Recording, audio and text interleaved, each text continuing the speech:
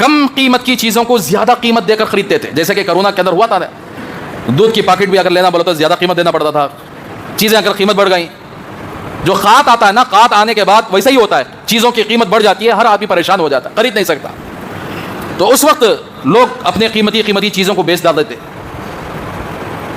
تو حضرت عثمان رضی اللہ تعالیٰ عنہ کے گھر والوں کو معلوم ہوا کہ کوئی آدمی ایک باغیچہ بیچ رہا ہے, بڑی سستی قیمت میں بیچ رہا ہے. تو حضرت عثمان کی بیوی نے کہا کہ امیر المؤمنین آپ جاؤ اس باغیچے کو خرید لو جو سستے میں بکا رہا ہے. حضرت عثمان پیسے لیے باہر نکلے. نکلنے کے بعد کچھ لوگ حضرت عثمان کے سامنے آ گئے. کوئی روٹی کا مطالبہ کر رہا تھا, کوئی آٹے کا مطالبہ کر رہا تھا, کوئی کچھ سوال کر رہا تھا ضرورت کی چیزیں. تو ان ضرورت مند آدمیوں کو دیکھ کر اللہ کے حضرت عثمان کے آنکھوں میں آنسو آ گئے. حضرت عثمان رضی اللہ تعالیٰ عنہ نے فوراً جو پیسہ باغیچہ خریدنے کے لیے جا رہے تھے وہ پیسے کو ان ضرورت مندوں میں وہیں پر تقسیم کر دیا اور گھر واپس لوٹ کر آئے. بیوی نے پوچھا کہ امیر المؤمنین کیا آپ نے وہ باغیچہ خرید لیا ہے؟ تو حضرت عثمان نے کہا کہ ہاں بیگم, خرید لیا ہے جنت کا ایک باغیچہ, آپ بے فکر رہو, ہم مر جائیں گے اللہ تبارک و تعالیٰ وہ جنت کا باغیچہ ہمیں عطا کر دیں گے.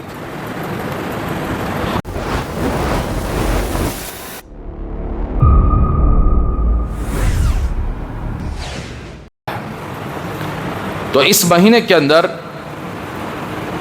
دو عظیم صحابہ, خلفائے راشدین میں سے دو خلفاء ایسے ہیں جنہوں نے اپنے جان کی اللہ کے راہ میں قربانی پیش کی, یعنی اپنی جان اللہ کو دے دی. ایک حضرت عمر رضی اللہ تعالیٰ عنہ, جو اسی مہینے کی آخری تاریخ بلکہ سمجھو کہ محرم کی پہلی تاریخ کو حضرت عمر رضی اللہ تعالیٰ عنہ کی شہادت ہوئی, اور حضرت عثمان رضی اللہ تعالیٰ عنہ 18 ذی الحجہ کو 5 ہجری میں آپ کو شہید کر دیا گیا. تو اسی لیے یہ حقیقی قربانی ہوتی ہے جنہوں نے اللہ کو راضی کرنے کے لیے نہ اپنے مال کو مال تصور کیا, نہ اپنی جان کو جان تصور کیا, بلکہ جان بھی اللہ کو دے دی, مال بھی اللہ کو دے دیا. تو اسی لیے حضرت عثمان رضی اللہ تعالیٰ عنہ وہ عظیم صحابہ میں سے ہیں جن کو اللہ کے رسول صلی اللہ علیہ وسلم اتنی محبت فرمایا کرتے تھے. 4 خلفاء ہیں, ایک حضرت ابوبکر صدیق رضی اللہ تعالیٰ عنہ, دوسرے حضرت عمر رضی اللہ تعالیٰ عنہ, تیسرے حضرت عثمان غنی رضی اللہ تعالیٰ عنہ, چوتھے حضرت علی رضی اللہ تعالیٰ عنہ. یہ چاروں کے چار اللہ کے رسول صلی اللہ علیہ وسلم کے آنکھوں کے تارے تھے, اور اللہ کے نبی صلی اللہ علیہ وسلم پورے صحابہ پر آپ صلی اللہ علیہ وسلم کا بھروسہ تھا. سب سے زیادہ ان چاروں پر اللہ کے رسول صلی اللہ علیہ وسلم فوکس کیے ہیں, اس لیے کہ انہوں نے ہر جگہ اللہ کے نبی کا ساتھ دیا, غم میں بھی ساتھ دیا, خوشی میں بھی ساتھ دیا, میدان جنگ میں بھی ساتھ دیا, ہر جگہ, یہاں تک کہ پرسنلی معاملہ میں اللہ کے رسول صلی اللہ علیہ وسلم کے پرسنلی معاملوں میں بھی انہوں نے ساتھ دیا. تو اسی لیے اللہ کے رسول صلی اللہ علیہ وسلم اپنے انتقال کے وقت حضرت ابوبکر صدیق کو اپنا خلیفہ بنائے, حضرت ابوبکر صدیق حضرت عمر کو اپنا خلیفہ بنائے. حضرت عمر نے کمیٹی بنائی تھی, یہ کمیٹی اور تمام لوگ جس کو پسند کریں گے وہی خلیفہ بنے گا. تو کمیٹی والوں نے حضرت عثمان رضی اللہ تعالیٰ عنہ کو خلیفہ منتخب کیا. حضرت عمر رضی اللہ تعالیٰ عنہ کی شہادت ہوتی ہے, شہادت ہونے کے بعد یہ کمیٹی والے بھی 10 مبشرہ میں سے تھے. عبد الرحمن ابن عوف رضی اللہ تعالیٰ عنہ, حضرت سعد ابن ابی وقاص رضی اللہ تعالیٰ عنہ, حضرت یعنی ابو عبیدہ ابن الجراح رضی اللہ تعالیٰ, یہ بڑے بڑے صحابہ جو تھے نا, یہ 10 مبشرہ میں سے تھے, یعنی وہ 10 صحابہ جن کو بیک وقت اللہ کے رسول صلی اللہ علیہ وسلم نے جنت کی خوشخبری سنا دی. تو یہ کمیٹی میں متعین ہوا کہ حضرت عمر کے بعد جو خلیفہ بنیں گے وہ حضرت عثمان رضی اللہ تعالیٰ عنہ خلیفہ بنیں گے. کیا وجوہات تھی جو حضرت عثمان رضی اللہ تعالیٰ عنہ کو تیسرے نمبر پر خلیفہ بنایا گیا؟ بہت ساری وجوہات. اللہ کے رسول صلی اللہ علیہ وسلم کے اتنے قریب, یہاں تک کہ آپ صلی اللہ علیہ وسلم نے ایک بیٹی کا نکاح, سب سے یعنی دوسری بیٹی کا نکاح حضرت رقیہ رضی اللہ تعالیٰ عنہ کا نکاح حضرت عثمان رضی اللہ تعالیٰ عنہ سے کیا. اور حضرت عثمان رضی اللہ تعالیٰ عنہ کی زندگی کے اندر, رسول اللہ صلی اللہ علیہ وسلم کی زندگی کے اندر جب جنگ بدر مسلمانوں نے جیت حاصل کی تو اس وقت حضرت رقیہ رضی اللہ تعالیٰ عنہ بیمار تھے اور اسی بیماری کے حالت میں دنیا سے انتقال فرما چکی. تو اللہ کے رسول صلی اللہ علیہ وسلم نے حضرت عثمان کو یعنی وہیں پر ٹھہرایا, تم اپنی بیوی کی دیکھ بھالی کرو, ہم لوگ بدر کے لیے جا رہے ہیں, جنگ کے لیے جا رہے ہیں, آپ یہیں پر رہو, تو چنانچہ دیکھیے کتنی خوبصورت زندگی تھی ان کی اور کتنا خوبصورت اسلام ہے کہ اپنی بیوی کی خدمت کے لیے، اپنی بیوی کی دیکھ بھالی کے لیے اپنے داماد کو اللہ کے رسول صلی اللہ علیہ وسلم نے فرمایا آپ جنگ میں آنے کی ضرورت نہیں، جبکہ اسلام کی یہ سب سے پہلی جنگ تھی، اور جس نے اس جنگ کے اندر شامل ہو گیا اللہ تبارک و تعالیٰ نے ان کو جنت کا اعلان فرما دیا کہ تمام بدری صحابہ جنہوں نے جنگ بدر میں حصہ لیا سب کے سب جنتی ہیں۔ اتنا بڑا اعلان تھا، اتنی بڑی بشارت تھی، اس کے باوجود بھی اللہ کے رسول صلی اللہ علیہ وسلم نے فرمایا کہ نہیں تم یہیں پر ٹھہرے رہنا۔ تو حضرت عثمان رضی اللہ تعالیٰ عنہ اپنی بیوی ہی کے پاس نگرانی کے لیے رہ گئے، جنگ بدر میں شامل نہیں ہوئے، لیکن جب اللہ کے نبی صلی اللہ علیہ وسلم کو جنگ بدر میں فتح حاصل ہوئی تو یہاں ان کی بیٹی کا انتقال ہو گیا، اللہ کے رسول صلی اللہ علیہ وسلم کی چہیتی بیٹی کا انتقال ہو گیا، اور ادھر حضرت عثمان رضی اللہ تعالیٰ عنہ کی بیوی کا انتقال ہو گیا، حضرت رقیہ رضی اللہ تعالیٰ عنہ۔ تو جب اللہ کے نبی واپس آئے تو یہ فرمانے لگے میں کس بات پر خوشی مناؤں، یا جنگ بدر جو اسلام کی سب سے پہلی جنگ ہے اس کی خوشی میں اس کی خوشی مناؤں یا میں اپنی بیٹی کا غم مناؤں۔ تو میرے بھائیو، حضرت عثمان رضی اللہ تعالیٰ عنہ کی بیٹی اللہ کے نبی صلی اللہ علیہ وسلم کی چہیتی حضرت رقیہ رضی اللہ تعالیٰ عنہ، ان کا انتقال ہو گیا۔ حضرت عثمان بڑے نڈھال تھے، اس لیے کہ اللہ کے نبی صلی اللہ علیہ وسلم کی جو رشتہ داری ہے وہ رشتہ داری یعنی اب ختم ہو گئی۔ حضرت رقیہ رضی اللہ تعالیٰ عنہ کا انتقال ہو گیا، تو سمجھو کہ انتقال ہونے کے بعد اتنا نڈھال ہوئے تو اللہ کے نبی ایک مرتبہ بلائے حضرت عثمان رضی اللہ تعالیٰ عنہ کو، فرمایا کہ میری دوسری بیٹی ہے ام کلثوم، حضرت ام کلثوم رضی اللہ تعالیٰ عنہ، اگر آپ چاہیں تو میں اس کا نکاح کرا دوں۔ اب کون اس آفر کو آ کر کیا ریجیکٹ کر سکتا ہے؟ اور حضرت عثمان رضی اللہ تعالیٰ عنہ فوراً اس کو قبول فرما لیے، تو حضرت ام کلثوم رضی اللہ تعالیٰ عنہ کا نکاح بھی حضرت عثمان رضی اللہ تعالیٰ عنہ سے کر دیا۔ کچھ دنوں کے بعد، کچھ سالوں کے بعد حضرت ام کلثوم بھی انتقال فرما چکی۔ اللہ کے رسول صلی اللہ علیہ وسلم کی آنکھوں کے سامنے 3 بیٹیاں آپ کی انتقال ہو گئی۔ تو ایک باپ کے لیے، باپ کے سامنے جب اس کی اولاد انتقال ہو جاتی ہے تو اس سے بڑا صدمہ دنیا کے اندر کوئی نہیں ہے۔ تو حضرت عثمان رضی اللہ تعالیٰ عنہ کو جب دوسری بیوی کا بھی انتقال ہو گیا تو اللہ کے رسول صلی اللہ علیہ وسلم نے حضرت عثمان سے فرمایا عثمان اگر میری 100 بیٹیاں ہوتی اور ایک کے بعد ایسے تجھے نکاح کر کے دے دیتا اور وہ انتقال کرتی ہوئی چلی جاتی، 100 بیٹیاں بھی آپ کے اوپر قربان کر دیتا۔ تو اسی لیے پوری تاریخ کے اندر، ہسٹری کے اندر، حضرت آدم علیہ الصلوۃ والسلام سے لے کر حضرت عیسیٰ علیہ الصلوۃ والسلام تک کسی نبی کی 2 بیٹیاں ایک آدمی کے نکاح میں نہیں گئی، سوائے حضرت عثمان رضی اللہ تعالیٰ عنہ کے، کہ آپ صلی اللہ علیہ وسلم کی 2 بیٹیاں ایک کے بعد ایک حضرت عثمان رضی اللہ تعالیٰ عنہ کے نکاح میں آئی۔ اس لیے حضرت عثمان رضی اللہ تعالیٰ عنہ کو ذی-النورین کہا جاتا ہے، 2 نور والے کہا جاتا ہے، اس لیے کہ اللہ کے نبی کی 2 بیٹیاں ان کے نکاح میں تھیں۔ تو صرف حضرت عثمان کو اللہ کے نبی صلی اللہ علیہ وسلم کیوں ایک کے بعد ایک 2 بیٹیاں کیوں دے دیے، اور یہ جملہ کیوں فرمائے کہ 100 بیٹیاں ہوتی اور ایک کے بعد ایک انتقال ہوتی ہوئی چلی جاتی، 100 بیٹیاں بھی آپ کے اوپر قربان کر دیتا، آپ کے نکاح میں دے دیتا، کیوں فرمائے؟ ان کے اندر کیا فیسلٹیز تھی، کیا ایسے خصائل اور کیا ایسی عادتیں تھے ان کے پاس، کیا ان کا مزاج تھا؟ تو میرے بھائیو اس کو سمجھنے کی ضرورت ہے۔ حضرت عثمان رضی اللہ تعالیٰ عنہ کے اندر بہت ساری خوبیاں تھیں، بہت ساری خوبیاں۔ ایک شرم و حیا والے تھے، بڑے شرم و حیا والے، کسی کے سامنے اپنے جسم کا تھوڑا بھی حصہ نہیں بتاتے تھے۔ حضرت عثمان رضی اللہ تعالیٰ عنہ جہاں ہوتے فرشتے بھی حضرت عثمان سے حیا کرتے تھے، شرم کرتے، یہ بڑا شرمیلا آدمی ہے۔ ایک بہترین صفت ان کے اندر تھی، شرم بولے تو صرف جسم کے دکھانے نہیں، شرم بولے تو ہر چیز میں آ جانا۔ میں انشاءاللہ آگے بتاؤں گا بیویوں کو کیسے انہوں نے پردہ کرنے کا حکم دیا، ان کی بیویاں کیسی تھیں، اور کیسے اللہ کے نبی کی 2 بیٹیوں کے بعد انہوں نے دوسرے نکاح کیے ہیں، نکاح کرنے کے بعد وہ ان بیویوں کو انہوں نے کیسے پردے میں رکھا ہے اور ان کی شرم و حیا کیسی تھی، انشاءاللہ آگے بتاؤں گا۔ تو حضرت عثمان رضی اللہ تعالیٰ عنہ کے اندر ایک بہترین صفت کیا تھی؟ شرم و حیا تھی۔ دوسری صفت اللہ کے نبی کے صحابہ کی خدمت، اللہ کے نبی کے ساتھیوں کی، دوستوں کی خدمت، خود اللہ کے رسول صلی اللہ علیہ وسلم کی خدمت۔ اللہ کے نبی کے کبھی 3 دن 4 دن فاقے ہو جاتے تھے، کھانے کو نہیں ملتا تھا۔ حضرت عثمان کو معلوم ہوتا کہ اللہ کے نبی 3 دن سے فاقے میں ہے، کوئی کھانا پیٹ کے اندر گیا ہوا نہیں ہے، کوئی غذا نہیں ہے، تو حضرت عثمان آٹے کی بوریوں کے بوریاں اللہ کے نبی صلی اللہ علیہ وسلم کی خدمت میں پیش کر، یا رسول اللہ یہ آپ کی خدمت میں حاضر ہے۔ کھجوروں کی بوریاں آپ کی خدمت میں حاضر کر دیتی، یا رسول اللہ یہ آپ کی خدمت میں حاضر ہے۔ تو اللہ کے نبی کی اگر ان کے کام میں پڑ جاتی کہ اللہ کے نبی بھوکے ہیں، تو وہ کسی بھی حالت میں ہو تو اللہ کے نبی کی خدمت میں ضرور پیش کرتے تھے، ہر چیز کو اللہ کے نبی کے سامنے قربان کر دیتے تھے۔ غزوہ تبوک مسلمانوں کے ایک بہت بڑا غزوہ چلا ہے جس کے اندر مدینے سے لے کر تبوک تک 900 کلومیٹر کا فاصلہ ہے، اور بڑا خطرناک امتحان تھا حضرات صحابہ کا۔ اللہ کے نبی نے اعلان کیا جس کے پاس جو کچھ ہے وہ لا کر حاضر کر دیا جائے، تو چنانچہ حضرت عثمان رضی اللہ تعالیٰ عنہ نے اس وقت لشکر کا 1/3 حصہ، یعنی لشکر کے 3 حصے کیے جائیں تو 1 حصہ مکمل گھوڑوں کے ساتھ، ہتھیاروں کے ساتھ، تمام توشوں کے ساتھ حضرت عثمان نے اللہ کے نبی کی خدمت میں حاضر کر دیا۔ یہ خوبی تھی اللہ کے رسول، جب حضرت عثمان نے اتنا مال لا کر، اتنی سواریاں، جنگی ہتھیار، سب کچھ لا کر اللہ کے نبی کی خدمت میں پیش کر دیا، یہاں تک کہ بعض روایت کے اندر آتا ہے کہ اللہ کے نبی کے سامنے سونے کی اشرفیاں خود حضرت عثمان نے لا کر پیش کی کہ یا رسول اللہ یہ آپ کے لیے ہے، تو اللہ کے نبی اس طرح ان سونے کی اشرفیوں میں ہاتھ ڈال کر ایسا الٹتے تھے اور فرماتے تھے آج کے بعد سے عثمان جو بھی کر لے اللہ اسے پوچھنے والے نہیں، آج کے بعد سے عثمان جو بھی کر لے اللہ اس کو پوچھنے والے نہیں۔ مطلب کیا ہے؟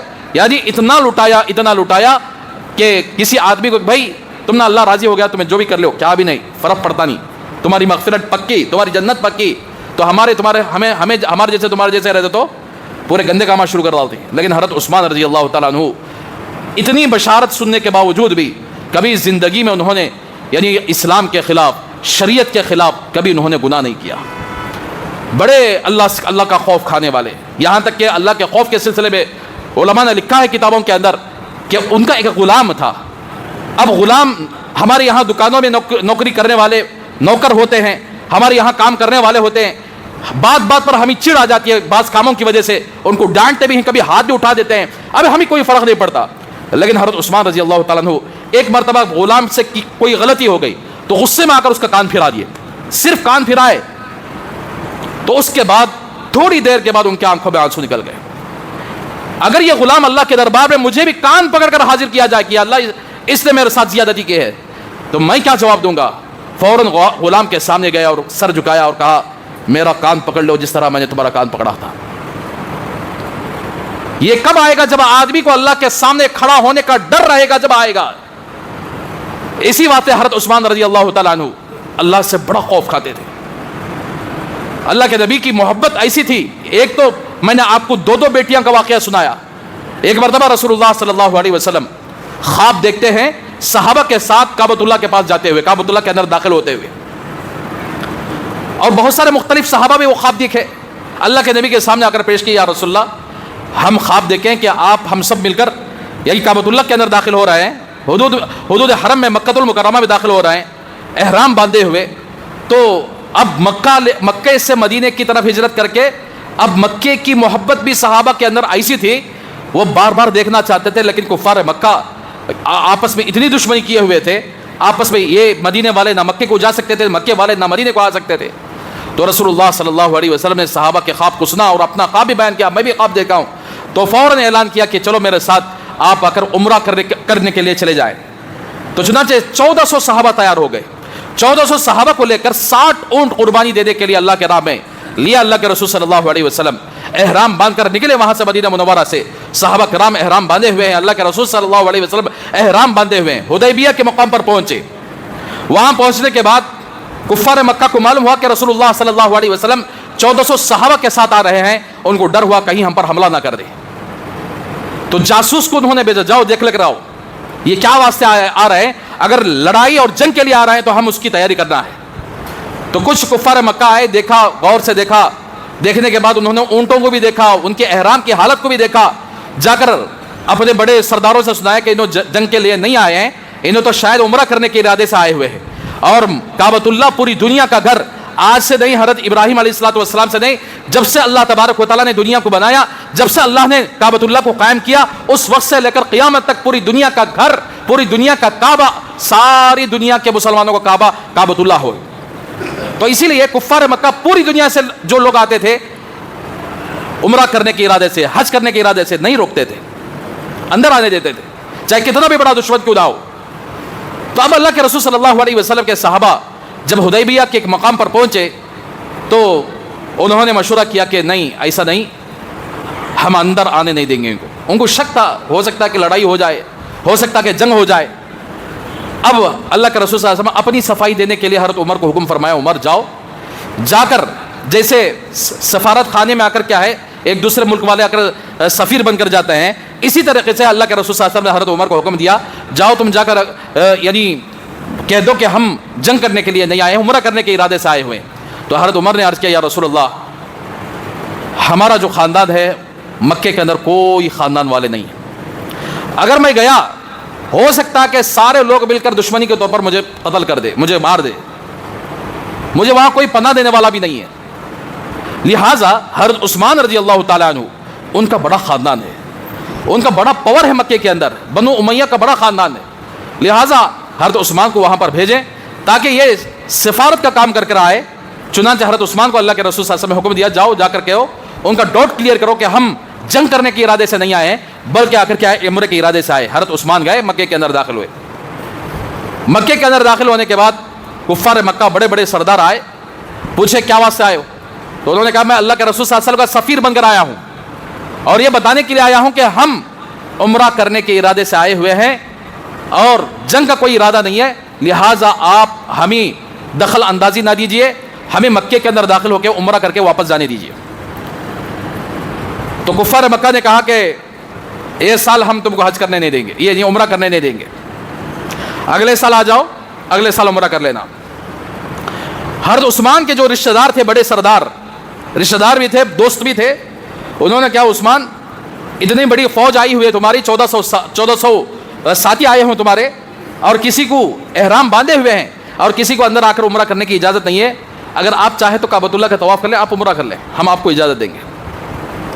تو حضرت عثمان رضی اللہ تعالیٰ عنہ نے بڑا بہترین جواب دیا، دیکھیے رسول اللہ صلی اللہ علیہ وسلم کو آپ اجازت نہیں دے رہے عمرہ کرنے کی، تو میں کیا کر سکتا ہوں؟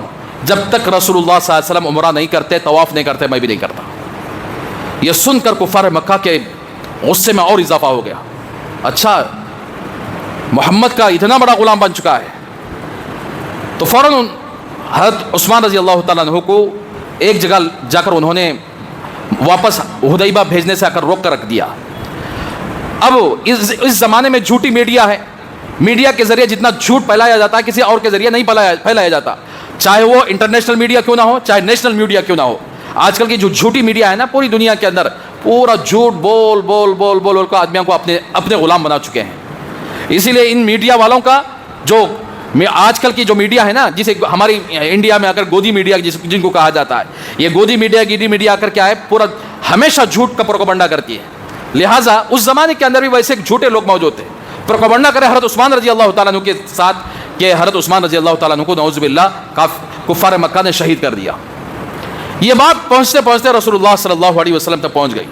آپ صلی اللہ علیہ وسلم کو اتنا غصہ آیا، اتنا غصہ آیا، آپ صلی اللہ علیہ وسلم نے ایک جھاڑ تھا، اس جھاڑ کے نیچے صحابہ کو جمع کر دیا۔ جمع کرنے کے بعد اعلان کیا کہ میرے ہاتھ پر عثمان کی جان کے بدلے میں اپنی جان دینے کے لیے وعدہ کرو، بیعت کرو۔ عثمان کے جان کے بدلے میں ہماری سب کی جان، اور یہ عثمان کا ہاتھ ہے اور یہ میرا ہاتھ ہے۔ اندازہ لگاؤ، ایک جان کے بدلے میں 1400 جان قربان کرنے کے لیے اللہ کے نبی کا اعلان ہوا۔ تو اس سے اندازہ لگاؤ کہ حضرت عثمان سے اللہ کے نبی کتنی محبت فرمایا کرتے تھے۔ فوراً صحابہ نے کیا کیا؟ ہاتھ بڑھا دیا، یا رسول اللہ ہم آپ پر قربان، آپ کے صحابی حضرت عثمان پر قربان۔ لقد رضی اللہ عن المؤمنین اذ یبایعونک تحت الشجرۃ فعلم ما فی قلوبہم فانزل السکینۃ علیہم واثابہم فتحا قریبا۔ جیسے ہی صحابہ اپنے جان کی قربانی کرنے پر اللہ کے نبی کے ہاتھ پر بیعت کیے، اور اللہ کے نبی نے یہ ہاتھ میرا ہاتھ ہے، یہ ہاتھ عثمان کا ہاتھ اس طرح فرمائے، تو سب کے سب بیعت کیا اور سب لڑنے کے لیے تیار ہو گئے، سب مقابلہ اور انتقام اور بدلہ لینے کے لیے تیار ہو گئے۔ تو پھر بعد میں پتہ چلا کہ حضرت عثمان کو شہید نہیں کیا گیا، بعد میں حضرت عثمان خود آ گئے۔ اس کے بعد ایک ڈیل ہوئی، ایگریمنٹ ہوئی، صلح ہوئی۔ وہ صلح سے اللہ تبارک و تعالیٰ نے اس آیت کے اندر ایک اشارہ فرما دیا کہ پیغمبر جو ڈیل یہ لوگ لے کر آ رہے ہیں، وہ ڈیل کو تم قبول کر لو، اللہ تم کو فتح عظیم عطا فرمائیں گے، بڑی فتح عطا فرمائیں گے، ان کے مقابلے میں کامیابی عطا فرمائیں گے، مکہ تمہارے قبضے میں آ جائے گا۔ تو اللہ کے نبی صلی اللہ علیہ وسلم نے اس ڈیل کو قبول کر لیا جس ڈیل سے حضرت عمر بھی بڑے غصے میں تھے، بھئی یہ کیا ہم دب کر کے کچھ اللہ سے چلو لڑیں گے ان کے ساتھ، لیکن اللہ کے رسول صلی اللہ علیہ وسلم نے ان کو منع کیا اور حضرت ابوبکر صدیق نے بھی منع کیا، تو حضرت عمر تھوڑا ٹھنڈا پڑے، ورنہ تو حضرت عمر کی یہ عادت تھی کہ کبھی بھی آ کر کیا باطل کے خلاف وہ برداشت نہیں کرتے تھے۔ تو میرا حال میرے بھائیو، حضرت عثمان سے اتنی محبت تھی کہ ایک کے جان کے بدلے 1400 صحابہ کی جان کا یعنی قربانی کرنے کا اگر اللہ کے نبی صلی اللہ علیہ وسلم نے بیعت کے لیے ہاتھ بڑھایا تو اس سے اندازہ لگا حضرت عثمان کی اللہ کے نبی کے دل میں کتنی محبت تھی۔ اور حضرت عثمان نے مکہ جانے کے باوجود، کعبۃ اللہ کے پاس ہونے کے باوجود بھی طواف نہیں کیا، عمرہ نہیں کیا، اس وجہ سے کہ اللہ کے نبی کو وہاں روک دیا گیا، اللہ کے نبی کے بغیر میں ہرگز طواف بھی نہیں کرتا اور عمرہ بھی نہیں کرتا۔ یہ کتنی محبت تھی اللہ حضرت عثمان کے دل کے اندر اللہ کے نبی صلی اللہ علیہ وسلم کی۔ اسی طریقے سے ایک تو یہ چیز ہے، تیسری چیز امت پر بڑی جانثاری کے ساتھ انہوں نے مال کو خرچ کیا، بڑا خرچ کیا۔ ایک مرتبہ مدینے کے اندر قحط پڑ گیا، لوگ کم قیمت کی چیزوں کو زیادہ قیمت دے کر خریدتے تھے، جیسے کہ کرونا کے اندر ہوا تھا نا، دودھ کی پیکٹ بھی اگر لینا بولو تو زیادہ قیمت دینا پڑتا تھا، چیزیں اگر قیمت بڑھ گئیں، جو قحط آتا ہے نا، قحط آنے کے بعد ویسا ہی ہوتا ہے، چیزوں کی قیمت بڑھ جاتی ہے، ہر آدمی پریشان ہو جاتا ہے، خرید نہیں سکتا، تو اس وقت لوگ اپنے قیمتی چیزوں کو بیچ ڈال دیتے۔ تو حضرت عثمان رضی اللہ تعالیٰ عنہ کے گھر والوں کو معلوم ہوا کہ کوئی آدمی ایک باغیچہ بیچ رہا ہے، بڑی سستی قیمت میں بیچ رہا ہے۔ تو حضرت عثمان کی بیوی نے کہا کہ امیر المؤمنین آپ جاؤ اس باغیچے کو خرید لو جو سستے میں بکا رہا ہے۔ حضرت عثمان پیسے لیے باہر نکلے، نکلنے کے بعد کچھ لوگ حضرت عثمان کے سامنے آ گئے، کوئی روٹی کا مطالبہ کر رہا تھا، کوئی آٹے کا مطالبہ کر رہا تھا، کوئی کچھ سوال کر رہا تھا ضرورت کی چیزیں۔ تو ان ضرورت مند آدمیوں کو دیکھ کر اللہ کے حضرت عثمان کے آنکھوں میں آنسو آ گئے۔ حضرت عثمان رضی اللہ تعالیٰ عنہ نے فوراً جو پیسہ باغیچہ خریدنے کے لیے جا رہے تھے وہ پیسے کو ان ضرورت مندوں میں وہیں پر تقسیم کر دیا اور گھر واپس لوٹ کر آئے۔ بیوی نے پوچھا کیا امیر المؤمنین کیا آپ نے وہ باغیچہ خرید لیا ہے؟ تو حضرت عثمان نے کہا کہ ہاں بیگم، خرید لیا ہے جنت کا ایک باغیچہ، آپ بے فکر رہو، ہم مر جائیں گے اللہ تبارک و تعالیٰ وہ جنت کا باغیچہ ہمیں عطا کر دیں گے۔ اور ایسے ہی نہیں، کئی مرتبہ ایسا ہوا جیسے جیسے قحط پڑتا ویسے ویسے لوگوں کی خدمت کے لیے حضرت عثمان آگے آ جاتے تھے۔ دونوں ہاتھ سے حضرت عثمان نے یعنی لوگوں کی خدمت کی، لوگوں کی آ کر کیا ہے بہت کچھ ان کے اوپر پیسہ خرچ کیا۔ آج بھی بئر عثمان، حالانکہ وہ بئر روما تھا پہلے میں جو یہودی کے ہاتھ میں تھا، اس کنویں کو اگر حضرت عثمان نے خرید کر مسلمانوں کو اگر وقف کر دیا، یہ بھی حضرت عثمان رضی اللہ تعالیٰ عنہ کی ایک بہت بڑی خوبی، بڑے سخی تھے، بڑے فیاض تھے، لوگوں کو اگر خوب خرچ کرتے تھے۔ جب تک اللہ کے نبی تھے اس وقت تک اللہ کے نبی پر خوب پیسہ خرچ کیا۔ جب اللہ کے نبی دنیا سے گئے، حضرت ابوبکر کا زمانہ آیا، حضرت عمر کا زمانہ آیا، خوب انہوں نے خرچ کیا۔ جب خود کا زمانہ آیا، جب امیر المؤمنین بنے، خلیفہ بنے، تو اتنا خرچ کیا، یہاں تک کہ آج جتنے لوگ مسجد نبوی کو جا رہے ہیں، نماز پڑھ رہے ہیں، اور مسجد حرام کو جتنے لوگ جا رہے ہیں، حضرت عثمان نے اپنا خاص پیسہ دے کر جگہ خرید کر مسجد نبوی کو وقف کر دیا، اپنا خاص پیسہ دے کر۔ اس کے بعد حضرت عثمان کا زمانہ تقریباً 12 سال کا زمانہ تھا۔ 60 پر 5 لاکھ مربع میل مسلمانوں کے ہاتھ میں آ گیا، حضرت عثمان کے ہاتھ میں آ گیا۔ ایسا سسٹم حضرت عثمان نے بنایا، 70 سال کی عمر میں خلیفہ بنے۔ 70 سال آدمی تقریباً بڑھاپے کی انتہا کو پہنچتا ہے، 70 سال کی عمر میں خلیفہ بنے اور دنیا کا نقشہ تبدیل کر کے رکھ دیا۔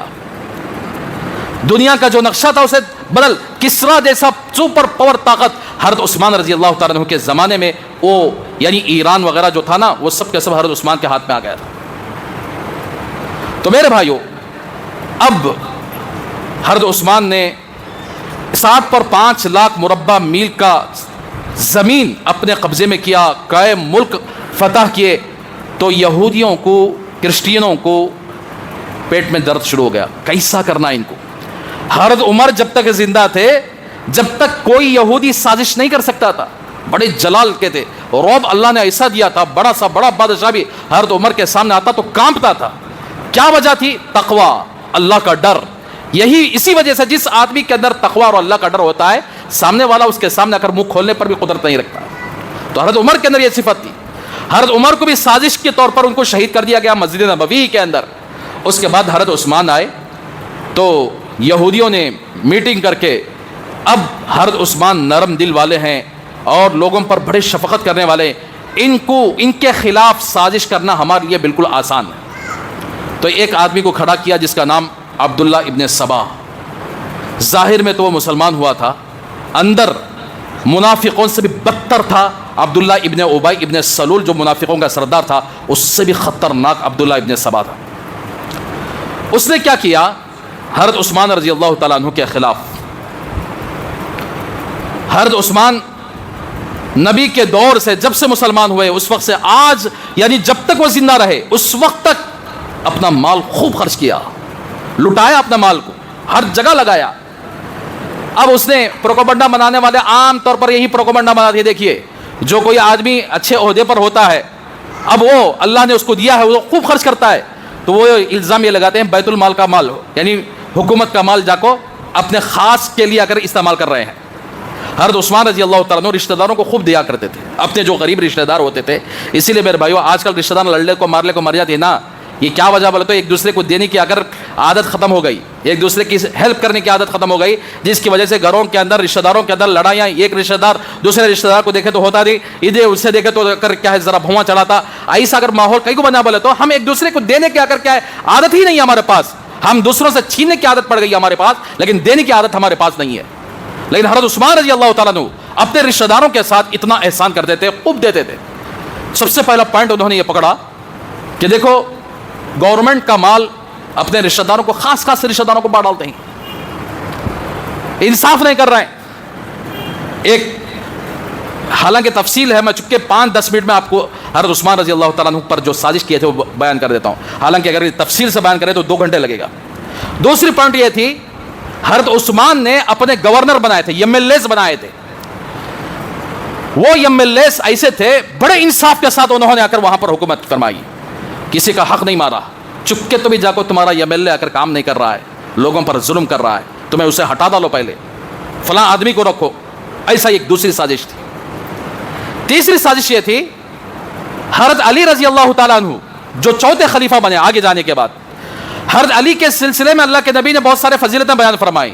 حضرت حسن کے سلسلے میں، حضرت حسین کے سلسلے میں، حضرت فاطمہ کے سلسلے میں. ان باتوں کو کیچ کر لیے. کیچ کرنے کے بعد لوگوں میں آ کر یہ الزام لگائے یہ خلیفہ بنے نا حضرت عثمان، حضرت ابوبکر بھی رد ہے، حضرت عمر بھی رد ہے، حضرت عثمان یہ ظلم زبردستی سے خلیفہ بن گئے ہیں.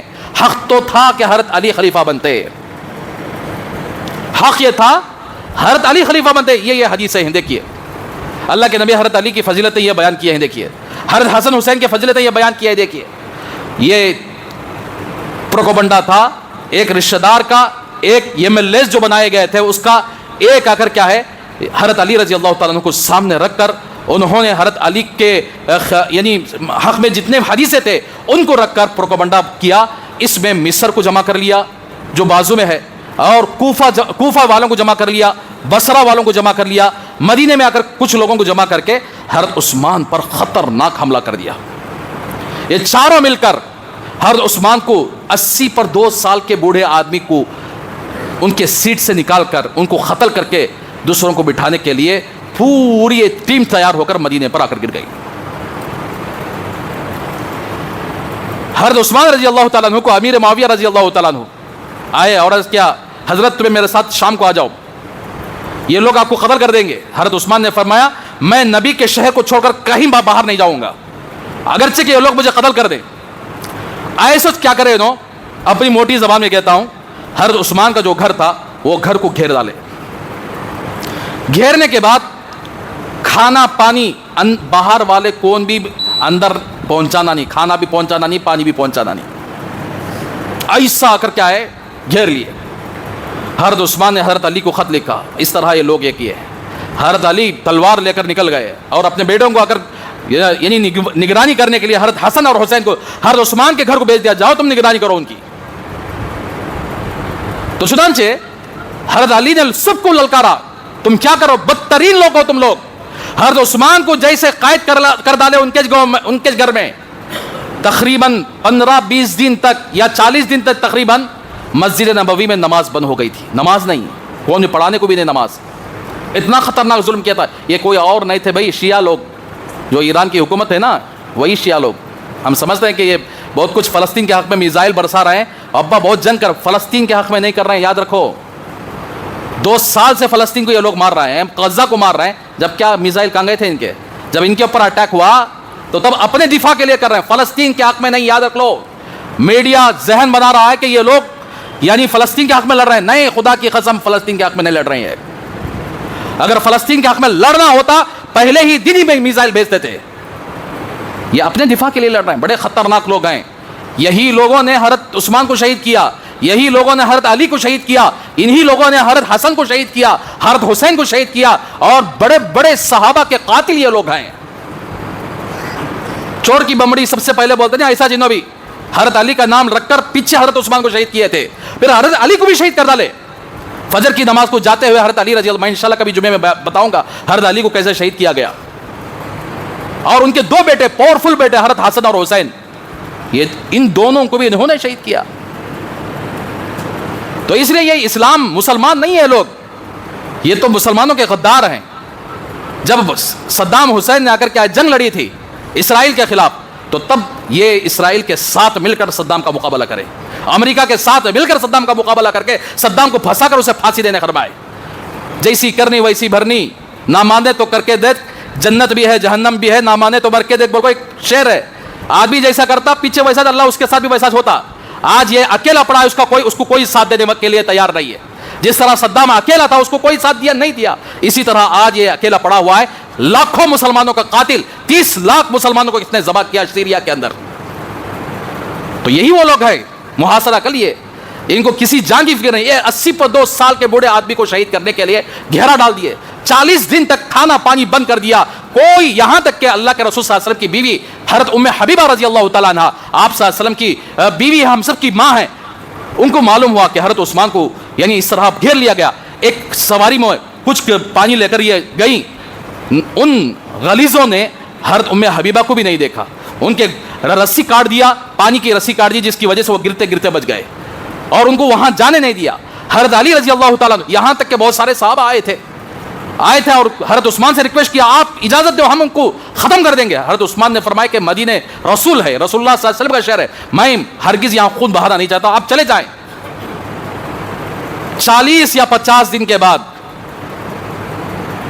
ان بلوائیوں نے، ان حرام زادوں نے حضرت عثمان رضی اللہ تعالیٰ عنہ کے پیچھے سے دیوار کو پھلانگ کر کے آئے، اور حضرت عثمان قرآن پڑھ رہے تھے. 40 دن مسلسل روزے میں تھے، 40 دن روزے میں تھے، کھانے کے لیے کچھ نہیں، پینے کے لیے کچھ نہیں. وہ کون سی طاقت تھی جو 40 دن ان کو زندہ کر رکھی؟ وہ روحانی طاقت تھی، وہ رسول اللہ صلی اللہ علیہ وسلم کی محبت کی طاقت تھی، وہ انصاف کی طاقت تھی، وہ تقوی کی طاقت تھی.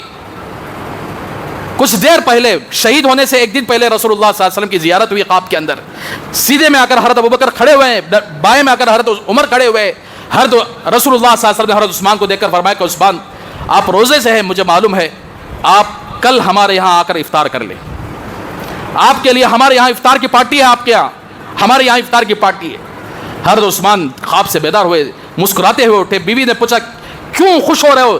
دشمن آپ کے گھیر چکا ہے، آپ مسکرا رہے ہو. تو حضرت عثمان نے اپنا خواب بیان کیا، اللہ کے رسول صلی اللہ علیہ وسلم کو دیکھا ہوں میں خواب کے اندر. تو اس کے بعد بلوائیوں نے پیچھے سے کود کر حضرت عثمان قرآن پڑھ رہے تھے. قرآن جیسے ہی سامنے آئی، ایک بلوائی دشمن نے قرآن کو ایسا مارا جس کی وجہ سے قرآن بہت دور جا کر گرا، اور ان کے سینے پر ایک خنجر یہاں پر چبھایا. اور ایک آدمی آیا، عورت بھی اگر گردن کاٹنے کے لیے آیا تو ان کی بیوی نائلہ، حضرت نائلہ رضی اللہ تعالیٰ عنہ حضرت عثمان کے سامنے آ گئی. تو حضرت عثمان نے فرمایا کہ جاؤ اندر جاؤ یہاں سے، میں مرتے ہوئے تمہارے شرم و حیا کی بھی حفاظت کرنے کے لیے آؤں، ہرگز میرے ان کے درمیان تم نہیں، اندر جاؤ. تو انہوں نے پردہ کرنا بھی سکھایا، موت کے اوپر بھی. مر رہے، شہید ہو رہے، دنیا سے جا رہے، اپنی بیوی کی بے پردگی سے ناراضی نہیں، اندر جاؤ بول رہے ہیں. آج مسلمانوں کی عورتیں کیوں باہر گھوم رہی ہیں؟ مسلمانوں کی عورتیں میک اپ کر کے شادی بہلوں کو سوار کیوں رہے ہیں؟ اس لیے کہ ہمارے اندر شرم و حیا ختم ہو چکی ہے میرے بھائیو. اسی لیے حضرت عثمان رضی اللہ تعالیٰ کو یہاں پر وار کیا گیا, پھر دوسرا وار کیا گیا, یہاں تک کہ حضرت عثمان رضی اللہ تعالیٰ عنہ کا پہلی وار کے اوپر جو خون تھا وہ خون کا خطرہ حضرت عثمان کے قرآن پر, یعنی فَسَيَكْفِيكَهُمُ اللَّهُ, اس لفظ پر جا کر وہ خون کا خطرہ پڑا, جو آج بھی ترکی کے اندر وہ قرآن موجود ہے. جس لفظ پر حضرت عثمان کا خون پڑا تھا اسی پر آ کر کیا ہے, حضرت عثمان کی شہادت ہو گئے. اب یہی عبداللہ ابن سبا نے وہ ڈالا تھا بنیاد شیعہ کی, جو آج تک ایران کے اندر موجود ہے. یہی ایرانیوں نے, حضرت عثمان کے دشمن ہیں یہ لوگ, حضرت علی کے دشمن ہیں, اور حضرت ابوبکر کے دشمن, حضرت عمر کے دشمن, صحابہ کے دشمن, خصوصاً حضرت عائشہ کے بھی دشمن ہیں یہ لوگ, حضرت امیر معاویہ کے دشمن. تو بہرحال میرے بھائیو, یہ وہی مہینہ ہے جس میں حضرت عثمان رضی اللہ تعالیٰ عنہ کی عظیم شہادت ہوئی. 18 ذی الحجہ کو ان کو شہید کر دیا گیا اور دنیا سے اس حالت میں گئے. اللہ بھی راضی, رسول بھی راضی. اللہ کے رسول صلی اللہ علیہ وسلم استقبال کے لیے کھڑے ہو گئے. آپ صلی اللہ علیہ وسلم کے یہاں انہوں نے دنیا کے اندر 40 سے 50 دن تک انہوں نے روزہ رکھا ہے, اور اللہ کے رسول صلی اللہ علیہ وسلم کے پاس انہوں نے جا کر افطار کیا ہے. تو ایسی عظیم شخصیت کی قربانی اسی مہینے کے اندر ہوئی ہے, اس لیے کہ یہ قربانی کا مہینہ ہے جس میں لوگ جانوروں کو قربانی دیتے ہیں. آج حضرت عثمان نے اپنی جان کی قربانی اللہ کے سامنے پیش کیا. اسی لیے جب قیامت قائم ہوگا, ہم سب مر جائیں گے, دوبارہ زندہ کیا جائیں گے, تو پھر اللہ پوچھیں گے یہی صحابہ کو کھڑا کر کے, میرے صحابہ نے میرے لیے سب کچھ قربان کیا, تم نے کیا کیا؟ ہمارے پاس کیا جواب ہے؟ ہم نے دنیا کے لیے وقت نکالا, ہم نے آ کر سب کچھ کیا. دکان کے لیے تو وقت ہے, دنیا کے لیے وقت ہے, اللہ کے دین کے لیے, نماز کے لیے ہمارے پاس وقت نہیں ہے. اللہ کے دین کو اپنے اندر لانے کے لیے ہمارے پاس وقت نہیں ہے. قرآن سیکھنے کے لیے ہمارے پاس وقت نہیں ہے. قرآن پڑھنے کے لیے وقت نہیں ہے. درود شریف پڑھنے کے لیے وقت نہیں ہے. ذکر کرنے کے لیے وقت نہیں ہے. ہم نے پوری 24 گھنٹے ہم نے آ کر دنیا کو دے دیا, لیکن اللہ کے لیے کچھ بھی وقت نہیں نکالا. کل قیامت کے لیے یہی حضرت عثمان ہو یا حضرت عمر ہو یا حضرت علی ہو, جتنے صحابہ نے اللہ کے راہ میں اپنے آپ کو قربان کیا, سب کے سب ہمارے گریبان پکڑیں گے. اس لیے میرے بھائیو, دنیا ہر ایک کی گزرتی ہے, سب کی گزر جائے گی, لیکن سوال یہ ہوتا ہے مرنے کے بعد, تو کیا لایا میرے لیے, میرے واسطے کیا کر کے لایا, دنیا میں کیسے گزار کے آیا, کیا لایا میرے لیے؟ اللہ تبارک و تعالیٰ پوچھیں گے. تو کیا بھی نہیں, اللہ دکان میں پیچھے پڑ گیا تھا, میں پورے تجارت کے پیچھے پڑ گیا تھا, اس کے لیے دن رات سفر کرتا تھا, لیکن کبھی نہ نماز کا ٹائم ہوتا تو نماز کو دیکھا, نہ آ کر کیا ہے کہ کبھی اللہ کا نام لے کر اللہ کے لیے کچھ بیٹھتا, نہیں بیٹھا, نہ کبھی قرآن پڑھا, نہ کبھی قرآن سیکھا. ایسے زندگی گزرتی ہوئی چلی گئی, یہاں تک کہ قرآن بھی میں نے کبھی زندگی میں نہیں پڑھا. تو اس لیے میرے بھائیو, اللہ کے واسطے اپنی زندگی کو سنوار لو. سانس جب تک رہتی ہے اس وقت تک چانس رہتی ہے, سانس نکل جائے تو کسی کی چانس بھی ختم ہو جاتی ہے. اس سے پہلے اللہ کو راضی کرنے کے لیے جو ہو سکے جتنا مال خرچ کرنے کی باری آئی مال خرچ کریں, اور وقت نکالنا ہے وقت نکالیں, مسجدوں کو آباد کریں, اپنی زندگیوں کو سدھار لیں, فراڈ کے زندگی کو ختم کر دیں, دھوکے کے بیپاروں کو ختم کر دیں, سچائی کے ساتھ سچا بیپار کریں, سچی تجارت کریں, اللہ کو راضی کرنے کی کوشش کریں, تو وہاں ہمارا ویلکم ہوگا. اگر ہم نے دنیا کو ایسے ہی ٹائم ویسٹ میں اگر گزار دیا تو پھر ہمارا وہاں کوئی پرسان حال نہیں ہوگا, وہاں صرف جیل خانے کو جانا پڑے گا, اس کے علاوہ ہمارے پاس کوئی چارہ نہیں ہوگا. یہ چند باتیں رہیں, اللہ تبارک و تعالیٰ سے دعا فرمائے کریں گے انشاءاللہ. وقت کو ضائع, نوجوانوں اللہ کے واسطے وقت کو ضائع نہ کرو, ان آوارہ گردیوں کے گینگوں میں جا کر خامخواہ وقت کو ضائع نہ کرو. رات کے 12-2 بجے تک موبائلوں میں کھیل کر, موبائلوں کے ذریعے سے اپنے وقت کو ضائع نہ کرو. یہ تمہاری زندگی کی ہر لمحہ تمہارے لیے قیمت ہے. مرنے کے بعد یہ زندگی واپس لوٹ کر نہیں آئے گی. سمجھ جاؤ, اللہ تبارک و تعالیٰ بہت غیور ہیں, غفار ہیں, جبار ہیں.